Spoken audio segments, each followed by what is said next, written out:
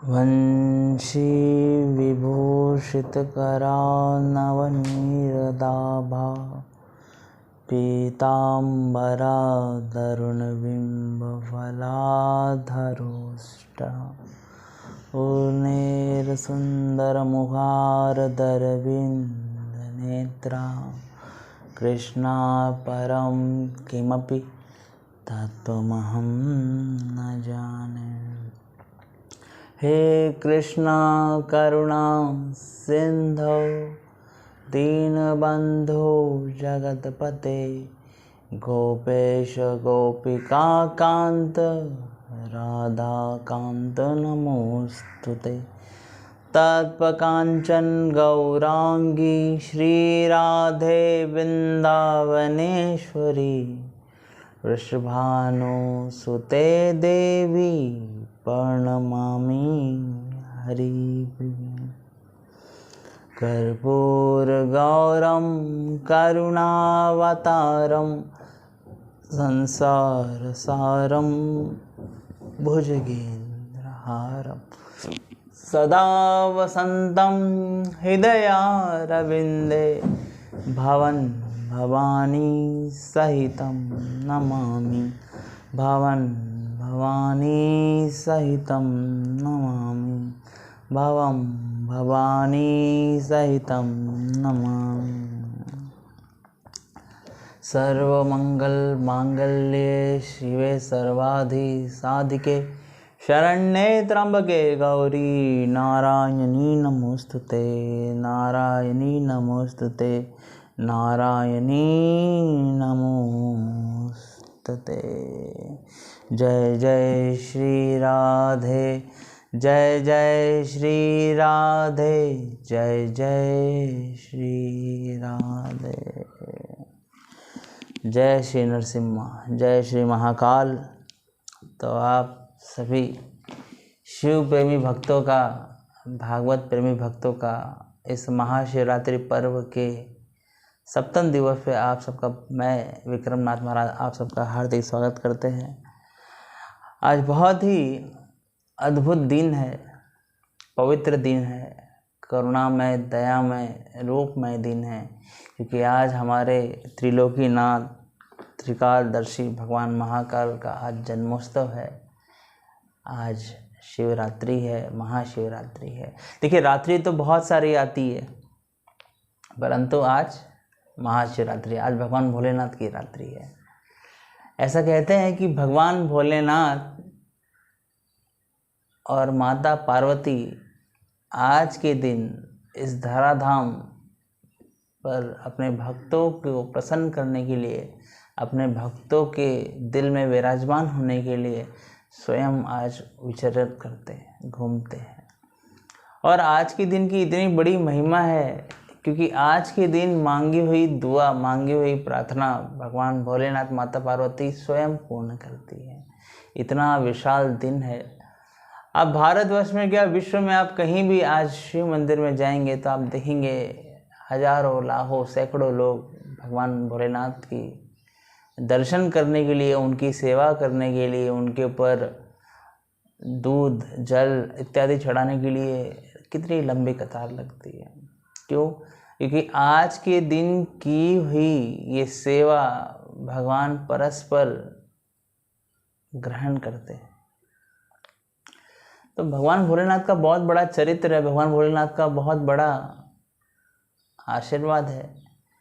एक बार माता पार्वती ने भगवान भोलेनाथ से पूछा कि हे प्रभु, आपके सर में, आपके गले में जो ये नरमुंडी माला लगी है, मुंड की जो माला है, ये कौन है और इसका क्या तात्पर्य है? तो भगवान भोलेनाथ माता पार्वती को कहते कि हे पार्वती, मैं आपसे इतना प्रेम करता हूँ, इतना प्रेम करता हूँ, इतना प्रेम करता हूँ कि जब जब आप अपने देह को त्याग करके नया रूप धारण करते हैं, तब तब मैं आपके इस कंकाल को सुई में पुरो के अपने अंदर धारण कर लेता हूँ। तो माता पार्वती बड़ी कृपालु भगवान के चरण पकड़ ली कि प्रभु आप मुझसे इतना प्रेम करते हैं, इतना प्रेम करते हैं। तो भगवान भोलेनाथ कहा कि हाँ देवी, मैं आपसे इतना प्रेम करता हूँ। तो माता पार्वती ने पूछा कि प्रभु, मैं सृष्टि के कल्याण के लिए हर बार जन्म लेती हूँ, मेरा जन्म हर बार होता है, मैं हर बार नई नई शक्तियों के रूप में अवतरित होती हूँ, परंतु आप जन्म क्यों नहीं लेते? मैं जन्म लेती हूँ, मैं देह को विलीन करती हूँ तो ये नरमुंडी माला बनी है, तो आप क्यों नहीं करते हैं? तो भगवान भोलेनाथ मुस्कुराए और कहने लगी, देवी मैंने श्री भागवत महापुराण को अपने हृदय में धारण कर लिया है और मैं रोज इस भागवत रूपी गंगा को, अमृत को मैं पीता हूँ, जिसकी वजह से मैं सदैव जवान रहता हूँ, सदैव अमर रहता हूँ, क्योंकि भगवान भोलेनाथ साक्षात अमर है। इस सृष्टि में जब भी प्रलय होगा, जितने भी ये देवी देवता है ना, ये सब चले जाएंगे। जैसे ये ग्रह, नक्षत्र, ये पर्वत, ये सागर, ये नदियाँ, ये सब खत्म हो जाएगा, लेकिन भगवान भोलेनाथ तब भी अमर है, आज भी अमर है और हमेशा अमर रहेंगे। तो ये भगवान नरसिंह की बहुत अद्भुत कृपा है। और भगवान भोलेनाथ परम वैष्णव है। ऐसा कहा गया है जैसे विश्व में सबसे प्रबल कोई अगर सागर है, नदी है, तो वो गंगा नदी है। सबसे पवित्र कोई नदी है तो वो गंगा नदी है। ठीक उसी तरह विश्व में सबसे ज़्यादा कल्याणकारी, सबसे ज़्यादा बड़ा कोई वैष्णव भक्त अगर कोई है, अगर लिस्ट निकाला जाए, तो सबसे परम वैष्णव, परम भक्त, परम अघोरी, परम नाथ, परम देवता, महाकाल भगवान भोलेनाथ ही है, स्वयं भोलेनाथ है। तो भगवान भोलेनाथ की इतनी अद्भुत महिमा है, इतनी अद्भुत कृपा है। तो आज के दिन भगवान भोलेनाथ ने कई लीलाएं की, और आज के दिन ही भगवान भोलेनाथ माता पार्वती संग शादी हुए। आप अगर आज उज्जैन जाएंगे तो वहाँ पे ये आज परस्पर भगवान भोलेनाथ और माता पार्वती की शादी हो रही है। तो आज के दिन बहुत ही मायने रखने वाला, बहुत ही महत्वपूर्ण दिन है, गृहस्थों के लिए भी, सन्यासियों के लिए भी, ब्रह्मचारियों के लिए भी, वैरागी के लिए भी, संतों के लिए भी, अघोरियों के लिए भी। क्यों? क्योंकि आज के दिन त्रिपुरारी महाकाल माता पार्वती संग स्वयं विराजते, स्वयं प्रसन्न होकर घूमते। तो ऐसे तो भगवान भोलेनाथ की कई लीला हम श्रवण कर रहे हैं और श्रवण आगे करते रहेंगे। आज सप्तम दिवन है, आज इन कथा को विराम दिया जाएगा, फिर कुछ दिनों बाद नई कथा को शुरू की जाएगी। ये जो छोटे छोटे आप कथा सुन रहे हैं, ये छोटी छोटी कथा आपके जीवन में बड़े बड़े बदलाव लेकर आएंगी, बड़े बड़े चेंजेस लेकर आएंगी। तो आते हैं भगवान भोलेनाथ और माता पार्वती की शादी की कथा पर। माता पार्वती के पिताजी का नाम हिमालय है और उनकी माता का नाम मेनका है। हिमालय की पुत्री बनके माता पार्वती इस धराधाम पे प्रकट हुई और बचपन से ही माता पार्वती को अपने पिछले जन्म सती महारानी का हर चीज़ उन्हें याद था। कि किस तरह सती ने भगवान भोलेनाथ की अपमान सहने की वजह से दक्ष प्रजापति के हवन कुंड में अपने आप की आहुति दे दी। तो माता पार्वती बचपन से भगवान शिव की बहुत बड़ी भक्त है, बहुत बड़ी प्रेमिका है, और बचपन से ही माता पार्वती हिमालय की पुत्री होने के बाद भी, सौर संपत्ति होने के बाद भी वैरागी स्वरूप में माता भोलेनाथ की पूजा बचपन से ही करने लगी। और उनका एक ही लक्ष्य था कि मैं अपने शरीर को, तन मन धन यन, जितने भी हर चीज़ से भगवान भोलेनाथ को प्रसन्न कर सकूं और भगवान भोलेनाथ की भक्ति कर सकूं और उनकी अर्धांगिनी बन सकूं, उनकी पत्नी बन सकूं। तो माता पार्वती जब प्रकट हुई तो हिमालय ने बहुत बड़ा दावत दिया, न्योता दिया, सबको भोजन, बड़े बड़े ऋषि, महर्षि, देवी देवताओं, गंधर्व सबको बुलाया और बुला के सबको खाने पे प्रसादम की व्यवस्था की। तो नारद जी को पूछा हिमालय ने कि हे हिमालय, हे नारद, आप तो इतने बड़े संत हैं, इतने बड़े महर्षि हैं, नारद है, कृपया करके आप मेरी बेटी के बारे में बताएं। तो नारद जी मुस्कुराए और कहने लगे कि हे हिमालय, क्या आप मेरा मजाक उड़ा रहे हैं? अरे जिसके इशारे मात्र से ये सृष्टि में चल और विचल है, जिसके इशारे मात्र से व्यक्ति जन्म लेता है और मरता है, जिसके इशारे मात्र से ये त्रिभुवन खाता है, जिस माता के आशीर्वाद से सारे जीव भूखे नहीं रहते और सारे जीवों की परिपूर्ण करने वाली, सारे जीवों की रक्षा करने वाली, सारे जीवों को खाना खिलाने वाली ऐसी माता पार्वती साक्षात आदिशक्ति तुम्हारे घर में आई है, विराजमान हुई है। ये त्रिभुवन इतना खुश है कि आपको दिखाई नहीं दे रहा है। तो हिमालय बड़े आश्चर्यचकित हुए, ये कौन है? तो माता पार्वती ने बचपन से ही विश्व का कल्याण करना शुरू किया, लोगों को भलाई करना शुरू किया। देखिए, ये माँ का वैभव है। माता का खजाना कभी खाली नहीं होता। लोग मांगते मांगते थक जाते हैं, माता देते देते नहीं थकती है। जैसे एक बच्चा है, हम अपने माता पिता के बच्चे हैं, हम कितनी जिद करते हैं अपने माता पिता से, ये खिलौना दे दो, ये कपड़ा दे दो, ये खाने को दे दो, यहाँ घूमने जाना है, वहाँ घूमने जाना है। और माता पिता हमारी हर इच्छा को पूरा करते हैं। ठीक वैसे ही भगवान भोलेनाथ, माता पार्वती हम सबकी सारी इच्छाएं पूर्ण करने में परिपूर्ण है, संपूर्ण है। परंतु भगवान वही देते हैं जो आपके लिए सही हो, जो अच्छा हो। जैसे मान लीजिए आपकी प्रार्थना कभी कभी कबूल नहीं होती है, तो समझ जाना चाहिए कोई आने वाला कोई अगला विघ्न है, जिसे माता पार्वती भगवान भोलेनाथ उसको टालेंगे, उसके बाद ही देंगे। जैसे हमने कई बार सुना है, ज़िंदगी में कभी किसी के पास बाइक नहीं था, बड़ी दुआ मन्नत करके बाइक मिला और उसी दिन उसका एक्सीडेंट हो गया। तो भगवान इसीलिए उसे बाइक कभी नहीं दिलाए। तो कभी भी मन्नत मांगे, दुआ मांगे, प्रार्थना करें, तो अगर कबूल हो गई तो बहुत अच्छी बात है। कबूल होने के बाद तुरंत वो चीज़ दे देनी चाहिए आपने जो भगवान से मन्नत मांगी है। अगर दुआ कबूल नहीं हो रही है तो समझ जाइए कहीं ना कहीं कोई बड़ा विघ्न है जिससे आपको भगवान बचा रहे हैं। तो माता पार्वती को देखकर नारद जी बोले कि इसके पास, पार्वती के चरण में पूरे विश्व का वैभव है, पूरे विश्व की संपदा है।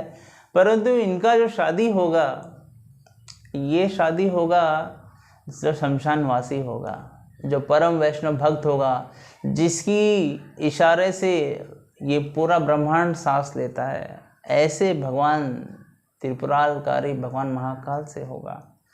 तो उस समय माता मेनका और पिता हिमालय सोच आश्चर्य में पड़ गए कि ये बेटी है कौन, ऐसा क्या इसके पास है। फिर भी बड़ा होके देखा जाएगा, ये सोच के उस बात को उन्होंने छोड़ दिया। पार्वती धीरे धीरे माता बड़ी होते गई, शिक्षा ग्रहण की, और जब शादी के लिए उम्र हो गई तो माता पिता ने पूछा कि हे पार्वती, अब तुम विवाह के लायक हो गई हो, चलो आपका विवाह करा दिया जाए। परंतु माता पार्वती ने कहा है कि मैं विवाह करूंगी तो सिर्फ साक्षात भगवान महाकाल से, भगवान भोलेनाथ से, अन्यथा मैं किसी से नहीं करूंगी। देखिए, ये एक प्रेमी और प्रेमिका की बात है। दुनिया में, विश्व में लोग कहते हैं ना, शिव और शक्ति की जोड़ी है। मतलब शिव के बिना शक्ति अधूरी और शक्ति के बिना शिव अधूरे। इतना प्रेम, इतना युगल प्रेम किसी के पास नहीं है। विश्व की सारी माताओं का, सारी औरतों का प्रेम अगर देखा जाए तो पार्वती माँ का 1% भी नहीं है जितना वो भगवान भोलेनाथ से प्रेम करती है। अपने पति की बात की मान प्रतिष्ठा रखने के लिए माता अपने ही बदन को जला देती है। इतना प्रेम विश्व में कोई नहीं कर सकता।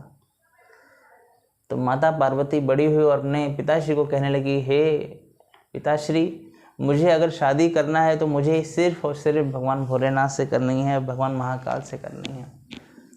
तो हिमालय सोचे, परंतु वो सोचने लगे और कहने लगे कि हे पार्वती, तुम उनसे विवाह की बात कर रही हो जिनके पास कुछ नहीं है, जिनके पास रहने के लिए घर नहीं है, वो तो शमशान में जाके बैठते हैं। जिनके पास पहनने के लिए कपड़े नहीं है तो वो मृगछाला पहनते हैं, मरी हुई जो छाला आती है हिरण की, शेर की, मृगछाला पहनते हैं। हे पार्वती, उनके पास लगाने के लिए पाउडर भी नहीं है तो वो भस्म की राख लगाते हैं। आप कैसे रहेंगे? और वो तो कैलाशपति है, कैलाश में इतनी ठंडी है जहाँ पर व्यक्ति बर्फ बन जाता है, तो आप वहाँ कैसे रहेंगे?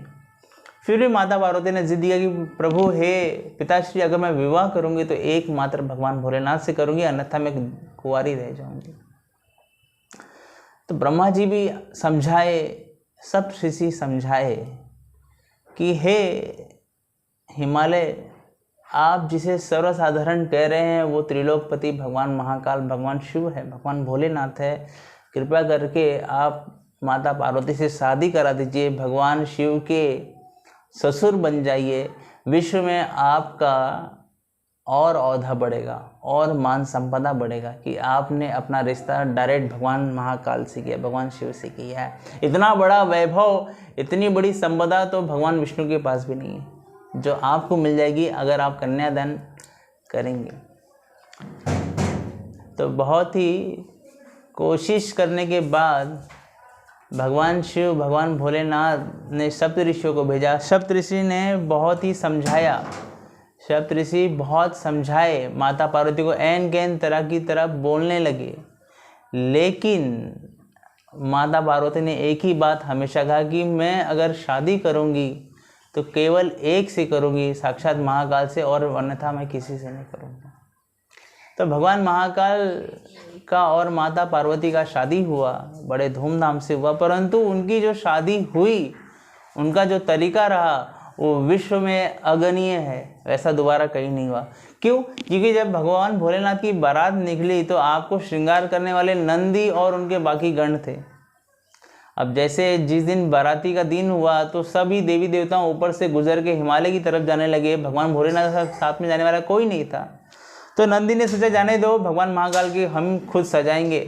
तो भगवान महाकाल को सजाते क्या, बड़े बड़े सांप लेके आके भगवान के गले में डाल दिए, कानों में सांप डाल दिए, जटाओं को और साफ कर दिया, पाउडर लगाने के बजाय भस्म लगा दिया, और एन गैन प्रकार के भगवान को मृग छाला पहना दिया और विमोचन करने लगे। अरे वाह, हे नारायण, हे भगवान भोलेनाथ, आप एकदम सुंदर दिख रहे हैं, आप बहुत सुंदर दिख रहे हैं। तो भगवान भोलेनाथ सोचने लगे कि अरे चलो मैं सच तो गया, अब जाऊंगा किसमें। तो नंदी ने कहा कि प्रभु आप मेरे पे चलिए, मैं हूँ। उस टाइम तो BMW, स्कोडा, मर्सिडीज कुछ नहीं था। तो भगवान की अद्भुत बारात निकली तो सबसे पहले राक्षसगण भगवान की बारात में चलने लगे और देवगण पीछे पीछे चलने लगे। तो भगवान विष्णु ने जब देखा कि हिमालय की द्वार पर आने वाला है, अगर ये लोग भूत प्रेत को देख लेंगे तो बेहोश हो जाएंगे, क्योंकि भूत प्रेत नाच भी कैसे रहते, एक का सर है तो एक का सर ही नहीं, एक के आँख है तो एक के 10 आँख है, आँख ही नहीं, एक के हाथ है तो किसी के 10 हाथ है, एक अपना गर्दन खुद काटता है, उठा के दूसरे को पटक देता है, दूसरा उससे खेलता है।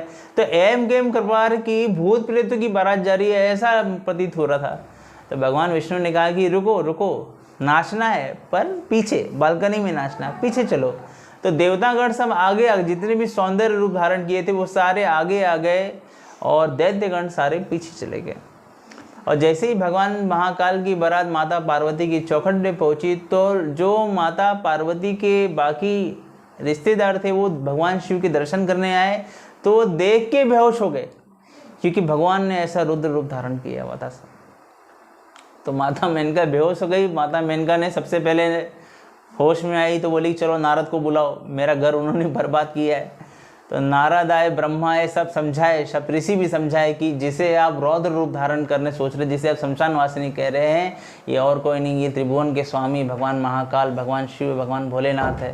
क्योंकि भोलेनाथ आपको अपनी माया से दिखा रहे हैं, आप अपनी प्रेम की आंखों से भगवान भोलेनाथ का दर्शन कीजिए, आपको बहुत ही सुलभ दर्शन होंगे। तो माता पार्वती की माता श्री मेनका और हिमालय वापस भगवान भोलेनाथ के पास आते हैं और भगवान भोलेनाथ अपने स्वरूप को इतना मंगलमय कर लेते हैं, इतना सजा धजा लेते हैं कि करोड़ों करोड़ों सूर्य उनके सामने फैल जाते हैं। ऐसा लग रहा था भगवान भोलेनाथ से करोड़ों करोड़ों शिव, करोड़ों करोड़ों सूरज प्रकट हो रहे हैं। फिर एनकेन कैसे भी भगवान भोलेनाथ की माता पार्वती की शादी हुई, बहुत धूमधाम से हुई, और भगवान भोलेनाथ माता पार्वती को लेके हिमालय से कैलाश की पर्वत की तरफ लेके आते हैं। जो भी व्यक्ति इस कथा को श्रवण करता है, उनके वैवाहिक जीवन में कोई भी तकलीफ होती है, इस कथा सुनने से वो दूर हो जाती है। चाहे आपकी शादी हो रही हो, नहीं हुई हो, या शादी होने के बाद घर में कुछ क्लेश हो, ये कथा ज़रूर श्रवण करना चाहिए। जिन्हें माताओं को आज जैसे शादी की कई साल तक औलाद नहीं हुई, तो ये कथा श्रवण करना चाहिए, माता पार्वती से मांगना चाहिए, प्रार्थना करना चाहिए, माता पार्वती के आशीर्वाद से संतान भी हो जाती है। तो आज इसी क्रम के साथ सब दिवस की ये श्रीमद् शिव महापुराण प्रस्तुत करते हैं, पूर्ण करते हैं। और आप सबका बहुत बहुत हार्दिक स्वागत, बहुत बहुत बहुत बहुत आप सबका अभिनंदन कि आपकी कृपा से माता लक्ष्मी, माता पार्वती और भगवान भोलेनाथ, भगवान नरसिंह कृपा से ये सुबल रूप से सब संपूर्ण हुआ। और हम आपसे आग्रह करते हैं कि YouTube के माध्यम से, Facebook के माध्यम से जितने भी भक्त ये श्रवण कर रहे हैं, कृपा करके इसे और फैलाइए, सब्सक्राइब कीजिए। जय श्री महाकाल, जय श्री नरसिंह।